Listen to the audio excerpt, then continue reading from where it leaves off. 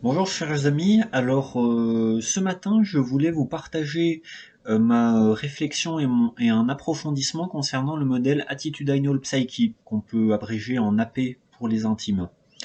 Donc Attitudinal Psyche, je l'ai présenté en français dans un post sur mon blog, vous le retrouverez sur le lien sous la vidéo. Et voilà, je vous encourage à le lire si vous ne connaissez pas encore le modèle et que la psychologie de la personnalité vous intéresse. Et là aujourd'hui, donc je souhaitais un peu approfondir et notamment sur un point qui me paraît hyper intéressant avec ce modèle, c'est comment il peut nous aider dans nos questionnements professionnels. Quels indices, quelles inspirations il peut nous apporter pour comprendre notre motivation professionnelle. Et du coup, pour rappeler très très rapidement les bases du modèle, pour vous rafraîchir la mémoire, donc il y a quatre domaines qui sont étudiés par le modèle. Le premier domaine, donc symbolisé par la lettre E, c'est l'émotion. Ce qui concerne donc nos émotions à nous, nos préférences, nos goûts et notre relation à l'autre, notamment dans la dimension affective, empathique, émotionnelle. Le deuxième aspect, c'est donc la logique, c'est tout ce qui a trait à la connaissance, l'information, la compréhension des choses, la pensée. Le troisième aspect, c'est la volition. Donc la volition, il faut entendre par là en quelque sorte la volonté, c'est-à-dire le fait de se projeter dans un travail, dans un projet, de structurer un processus pour produire quelque chose. Voilà, quand vous entendez volition, pensez en quelque sorte à travail. C'est le plus simple pour visualiser. Et enfin, quatrième aspect, donc le domaine physique, symbolisé par la lettre F. Bon, je sais pas trop pourquoi, mais là, faut raisonner de façon phonétique, physique F. Et donc là, c'est tout ce qui concerne le domaine matériel, concret, la santé, le sport, la cuisine, par exemple. Et du coup, pour rappel, le type attitudinal psyche consiste tout simplement au fait d'ordonner ces quatre domaines, de les mettre en position 1, 2, 3, 4. La position 1 est la position confiante. C'est donc une position qui est en quelque sorte au cœur de l'ego. C'est quelque chose où l'individu est disposé à prendre en main les choses, à entrer en responsabilité. Et c'est vraiment un domaine qu'on souhaite s'approprier à notre façon. La deuxième position, donc c'est la position flexible. Donc là, c'est un domaine où on se sent compétent, au même titre que la position confiante.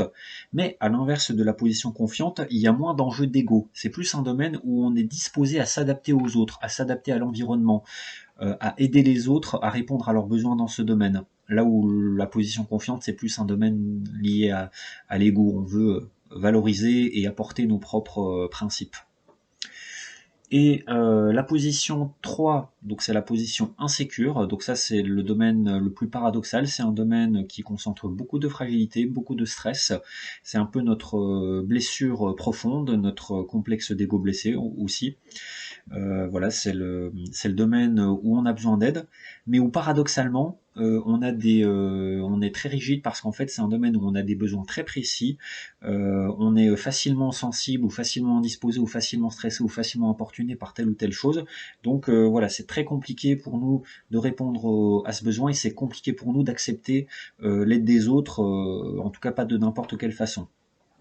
Et paradoxalement, le domaine insécure, la position insécure suscite beaucoup de motivation puisque c'est quelque part ce qui peut nous donner l'impression, si on arrive à y répondre, de trouver notre complétude, ce qui fait que ce domaine a aussi une certaine importance existentielle.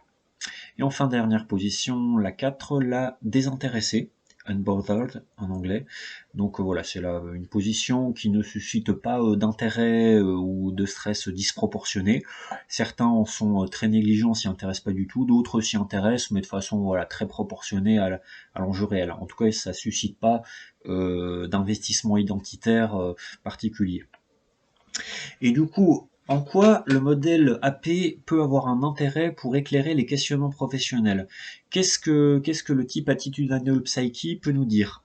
Alors, j'ai pas encore une expertise dans ce modèle, je le trouve simplement intéressant, je l'explore simplement en tant que curieux. Donc voilà, je fais cette vidéo pas du tout en tant qu'expert, juste en tant qu'explorateur qui a envie de partager, voilà, de façon informelle, ses réflexions, ses hypothèses sur le sujet. Je vais procéder donc position par position, en commençant par la confiante, en finissant par la désintéressée, et en voyant en quoi chacune peut nous informer sur nos préférences professionnelles. Alors, le premier domaine, donc la position confiante, c'est un domaine qui en général a une forte importance pour l'individu, limite qui a la plus forte importance en fait pour l'individu. Et donc à ce titre-là, vu qu'il est au centre de l'ego, la plupart des personnes voudront baser en partie en tout cas leur carrière, leur voie professionnelle sur la position confiante. C'est-à-dire que par exemple pour les personnes avec la logique confiante, il sera important de travailler un petit peu dans un domaine lié à la connaissance, de pouvoir être un apporteur et un développeur de connaissances, d'informations. Pour les personnes avec l'émotion confiante, il sera important d'être dans quelque chose qui est lié à l'émotion, à l'expression de la sensibilité, des valeurs. Pour les physiques confiantes, ils auront un vrai intérêt pour le domaine, pour les domaines liés au domaine physique, concret, médical par exemple, et l'évolution confiante seront déterminées à être dans une optique de projet, en tout cas de prendre en main des missions, des travaux, des processus de production. Et voilà, par contre, du coup, paradoxalement, ce qui m'apparaît dans on va dire, dans les différentes situations que j'ai observées chez des proches et moins proches d'ailleurs, c'est que c'est pas systématique, en fait, que la position confiante soit la base de la vie professionnelle. Et ça peut sembler paradoxal, mais parfois, c'est compliqué de construire notre carrière sur la voie de notre position confiante. Et je vais vous expliquer pourquoi.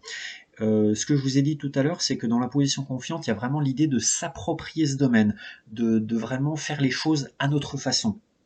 Par exemple, une personne avec le physique confiante, il n'a pas envie de s'adapter aux préférences physiques des autres. Il veut d'abord mettre en place ses propres préférences physiques. Il faut qu'on se couche à telle heure, il faut qu'on mange telle chose, qu'on le cuisine de telle façon avec des ingrédients bio par exemple, puis ensuite qu'on aille faire notre petite heure de sport comme il faut.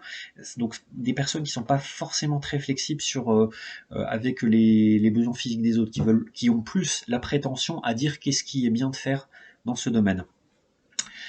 Et le souci, c'est que, enfin, dans le domaine professionnel, je veux dire, c'est que dans le monde économique actuel, le métier, la voie professionnelle, ça consiste essentiellement au fait de répondre aux besoins des autres, de répondre à une commande, de s'adapter à un cahier des charges, de s'adapter à des exigences qui ont été posées par un client, un commanditaire, un donneur d'ordre. C'est vraiment basé sur l'adaptation, dans une majorité de cas. Et à l'exception peut-être éventuellement de quelques artistes, intellectuels, philosophes, théoriciens, etc.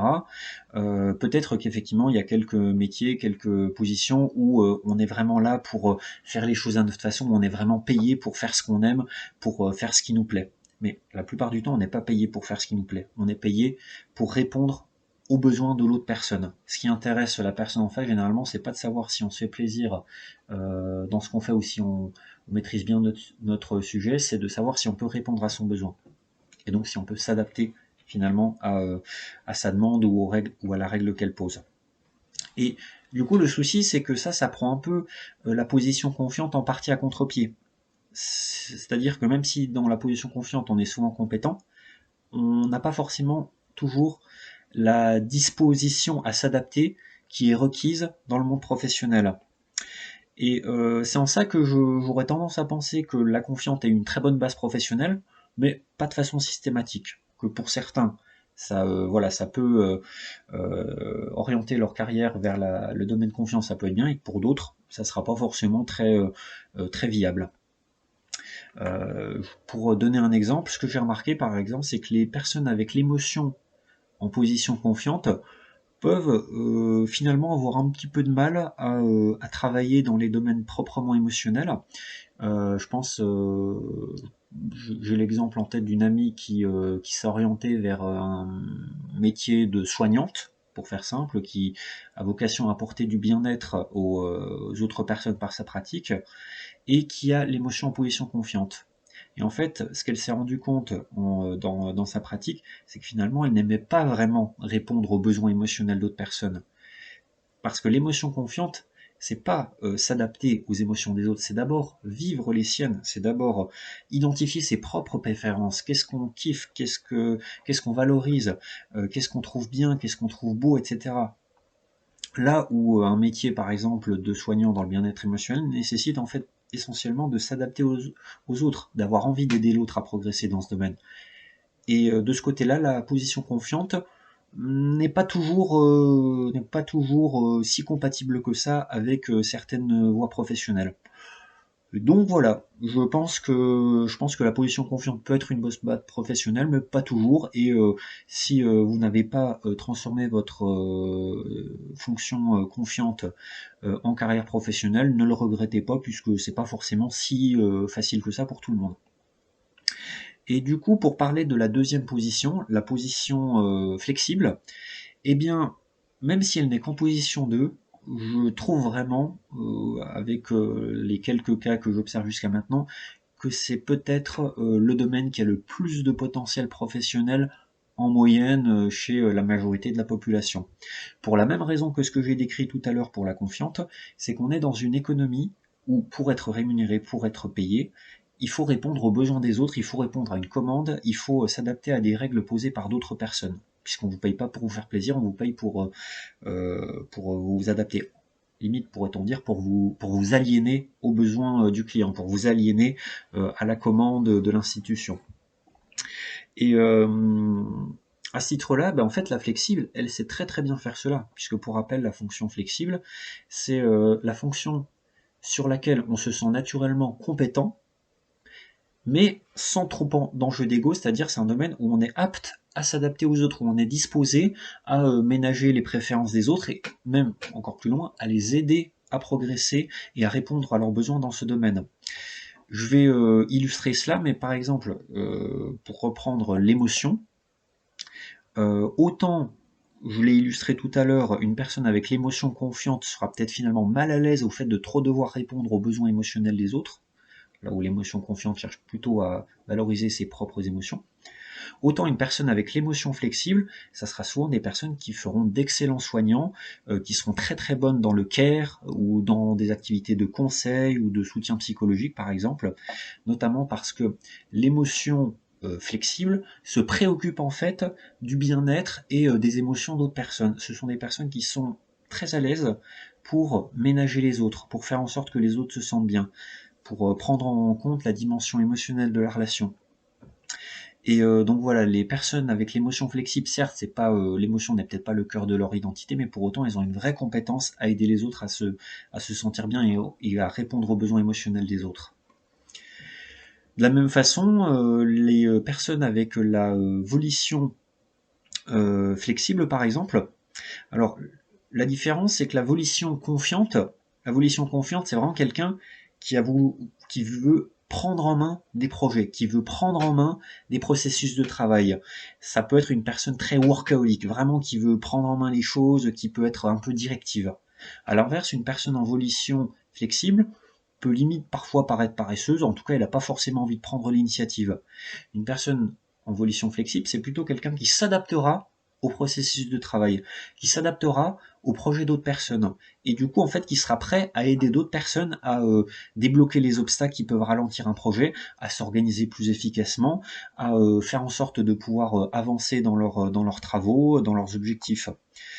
Et du coup, voilà, paradoxalement, je dirais que pour servir par exemple de coach, pour servir de dépanneur informatique même, pour servir de diverses personnes chargées de résoudre des problèmes ou d'aider à faire avancer des travaux, les personnes avec la volition flexible seront finalement meilleures là-dedans que les personnes avec la volition confiante, parce que les volitions confiantes auront vraiment envie de s'approprier les choses à leur façon et seront moins disposées à aider à aider les autres à progresser dans leur propre projet. Alors que la personne en volition flexible est tout à fait disposée à s'adapter aux projets et aux travaux des autres. De la même façon, les logiques flexibles, je pense que ça peut être de très bons enseignants, ça peut être de très bons conseillers, peut-être meilleurs même que les personnes avec la logique confiante. Parce qu'en fait, la logique confiante, ça donne un peu une attitude d'expertise. C'est un peu je suis le savant, je suis celui qui sait et je vais vous apporter le savoir. Et le problème, c'est que cette attitude-là, elle n'est pas toujours productive dans le domaine du conseil ou dans le domaine, je sais pas, du consulting ou même dans le domaine de l'enseignement, des cours particuliers par exemple. Puisque c'est des domaines où en fait, il faut aider l'autre à cheminer dans sa propre pensée, à développer ses propres connaissances. Et pour moi, les logiques flexibles peuvent être très bonnes là-dedans puisque elles n'ont pas trop d'ego dans le domaine de la pensée, de la connaissance. Elles aiment penser, elles aiment la connaissance, mais elles sont prêtes à, entre guillemets, un peu effacer leur ego pour vous aider, vous, à développer votre pensée, pour vous aider, vous, à cheminer dans vos propres questionnements. Là où une personne avec la logique confiante pourra avoir le mauvais réflexe de vouloir vous apporter sa vérité à elle, de vouloir vous apporter sa pensée à elle que vous devriez adopter, de vouloir vous apporter directement, entre guillemets, tout cuit l'information sur un plat, alors que vous avez besoin de cheminer dans vos propres processus. Et pareil dans le domaine physique, pour moi, une personne avec le physique flexible sera beaucoup plus en mesure de travailler dans le domaine concret, matériel, physique à titre professionnel, parce qu'elle sera capable de s'adapter aux commandes physiques, aux besoins physiques des autres. Ça pourrait être un très bon plombier, maçon. J'en connais une par exemple qui fait des services à la personne, qui aide à, je sais pas, prendre les repas, à faire des courses, etc. Et voilà, les physiques flexibles, ils sont très disposés à faire ça parce qu'ils s'adaptent aux besoins physiques des autres. Ils sont prêts à aider les autres à répondre à leurs besoins physiques, sans vouloir forcément imposer leur propre conception de ce qui est physiquement désirable ou pas.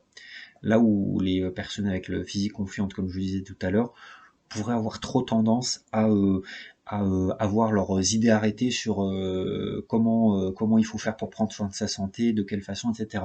Et du coup manquer de la flexibilité qu'il faut dans le monde professionnel pour être rémunéré. Voilà qui clôt mon petit point sur la position flexible qui me semble vraiment voilà, peut-être en moyenne avoir la plus de potentiel sur le plan professionnel parce qu'elle correspond parfaitement à ce qui est attendu sur le marché économique. À l'inverse, la position confiante, pour certaines personnes, ça sera plus vécu dans le cadre personnel et privé, qui est plus propice au fait de partir de ce que soi on veut. Le monde économique n'est pas fait pour se faire plaisir en soi, c'est fait pour répondre aux besoins de l'autre. Et du coup, pour passer à la position 3, à la position insécure, donc je suis ouvert à des questionnements là-dessus, à des remises en question. J'ai pas un avis totalement arrêté sur le sujet, je le précise. Mais a priori, c'est vrai que l'impression qui se dégage de mon expérience, notamment, y compris mon expérience personnelle, c'est qu'il est préférable de ne pas bâtir sa carrière professionnelle en partant de la position insécure, que c'est globalement un mauvais investissement professionnel que de vouloir entrer en responsabilité professionnelle dans le domaine insécure. Pourquoi? Parce que l'insécure, comme j'ai dit, c'est un domaine où on est fondamentalement stressé et j'irais même pour aller plus loin, où on est de façon très récurrente en situation d'inconfort. Et le truc, c'est que certes, les coachs en développement personnel vous répéteront à l'envi que c'est bien d'explorer ces zones d'inconfort. Mais en soi, un métier, une vie professionnelle, c'est 8 heures par jour, 35 heures par semaine, parfois plus. Pour moi, ce n'est juste pas possible, pas viable pour la santé de passer 35 heures en zone d'inconfort. Pour moi, zone d'inconfort, c'est de temps en temps, on fait un petit truc qui nous fait peur, mais on ne peut pas être tout le temps dans une situation qui nous met mal à l'aise, qui force sur nos défenses, qui appuie sur nos fragilités. C'est pas possible de passer toutes nos journées dans cet état d'esprit-là. Et c'est en ça que pour moi, l'insécure est plutôt, à mon avis, une voie professionnelle à déconseiller. Voilà, je pense qu'il y a mieux à faire que de travailler là-dedans, d'autant plus qu'en fait, dans la position insécure, ce qu'il faut bien prendre en compte, c'est que c'est un domaine finalement où on a besoin d'aide, où on a besoin que les autres ils nous aident à répondre à nos besoins. Et du coup, je pense qu'on n'est pas vraiment viscéralement crédible, ou en tout cas on ne se sent pas viscéralement crédible à prendre la responsabilité de répondre aux besoins des autres, alors qu'en fait c'est d'abord nous qui avons besoin qu'on s'occupe de nous là-dessus. Dans le détail, les personnes avec par exemple le physique insécure auront tendance à être facilement perturbées, facilement stressées par l'inconfort physique, par tel ou tel problème dans l'environnement sensoriel, etc. Et du coup, pour elles, ça sera difficile voilà, de répondre aux besoins physiques des autres, alors qu'elles-mêmes, elles ont des besoins très précis. Pour donner un exemple, pareil, les personnes avec la logique insécure, ça pourrait être compliqué d'incarner le rôle du penseur, de l'expert, parce qu'elles manqueront de confiance ou de sentiment de légitimité dans leur capacité à développer leur propre pensée, leur propre point de vue. Pour les personnes avec la volition insécure, ça sera compliqué de prendre en main la responsabilité de projet, notamment de manager collectivement des processus de travail. Ou alors il faudra peut-être beaucoup d'expérience, beaucoup de développement pour faire ça de façon, disons, sereine. Et pareil pour les personnes avec l'émotion insécure, ça sera vraiment compliqué pour elles de baser leur vie professionnelle sur des rôles faisant appel à beaucoup d'émotions, d'empathie, de relations, de relationnel. Ça sera compliqué pour elles parce que ça appuie sur leur zone de fragilité et d'insécurité. Et dans ce contexte, c'est compliqué d'être responsable de l'échange émotionnel. Alors pourquoi est-ce que je précise ça? C'est parce qu'en fait, je pense que la position insécure peut provoquer beaucoup de mauvaises orientations, notamment parce qu'en fait, c'est une position qui est mais très motivante. La position insécure, c'est pas du tout quelque chose auquel on est indifférent, c'est même tout l'inverse. C'est quelque chose dans lequel on voit presque, en un sens, notre enjeu existentiel, notre enjeu de complétude. C'est quelque chose dans lequel on a finalement envie de s'investir parce que c'est là où on pourra répondre à nos besoins les plus profonds, les plus viscéraux. Et c'est très courant de voir des personnes qui ont une relation passionnelle à leur domaine insécure. Par exemple, les personnes avec le physique insécure pourront se passionner pour des questions liées à la santé, comment prendre soin de sa santé, quels sont les bons aliments, quel cadre de vie, avec quel paysage, plutôt à la campagne, plutôt à la ville. Vraiment, elles pourront développer toute une passion pour le domaine de la santé. De la même façon, les personnes avec l'émotion insécure peuvent paraître froides, relationnellement indifférentes, mais en réalité, elles sont très sensibles à l'intérieur.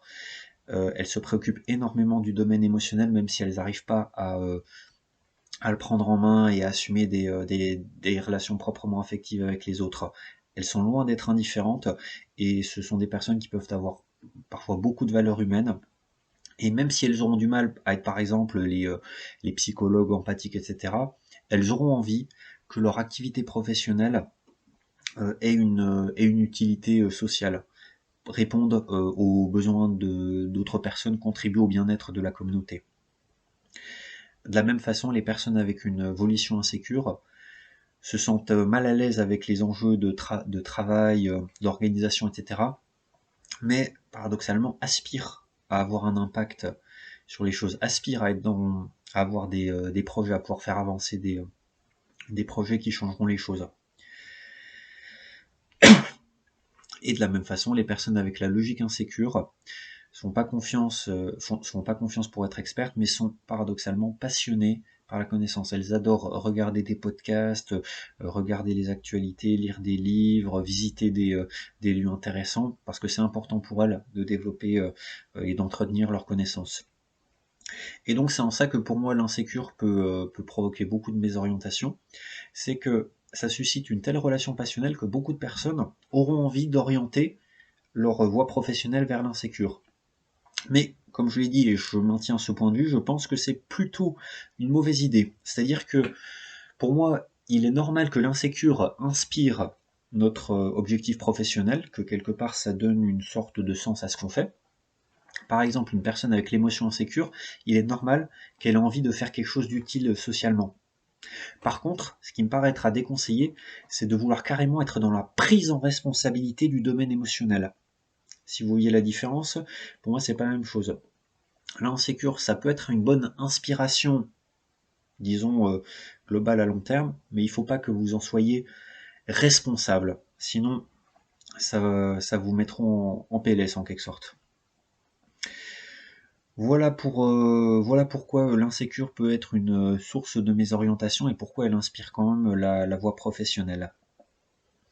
Je pense que la position insécure peut expliquer pas mal effectivement de mauvaises orientations, comme par exemple les fameux cas des étudiants en psychologie qui font d'abord ces études parce qu'ils veulent se comprendre eux-mêmes, parce qu'ils veulent soigner leurs propres blessures, parce qu'ils veulent cerner cette émotion insécure en eux, mais qui, dans la relation avec l'autre, dans la relation avec le patient, se rendent compte que finalement ils sont pas faits pour le métier de psychologue.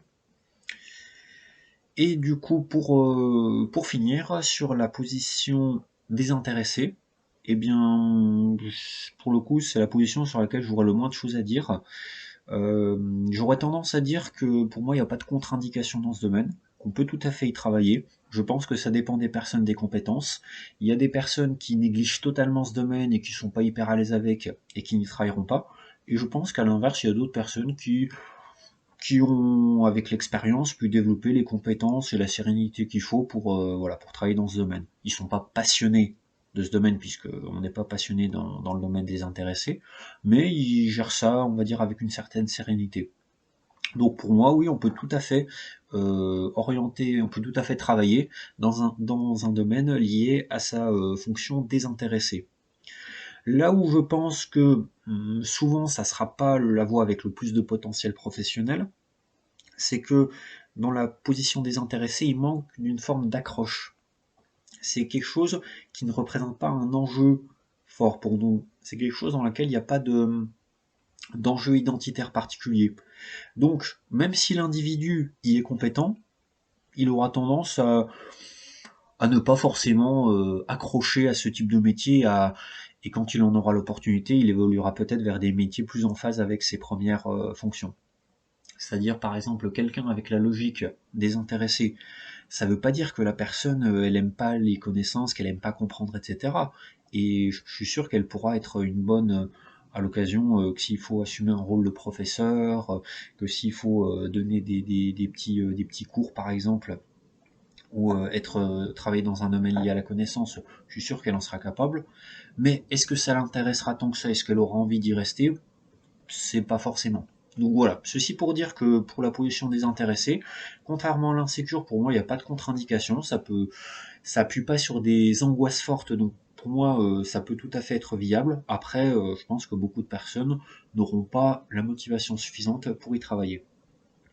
Voilà ce qui clôt ma présentation. Je précise que voilà, mais c'est juste des hypothèses en cours de construction que je voulais vous partager. En fonction des expériences, des situations que je verrai, je serai peut-être amené à changer légèrement ou radicalement mes hypothèses, mais voilà, c'est les premières impressions que me donnait l'application du modèle Attitudinal Psyche à la réalité. Voilà, j'espère que ça a pu vous intéresser. N'hésitez pas si vous avez des retours ou des questions. Bonne journée.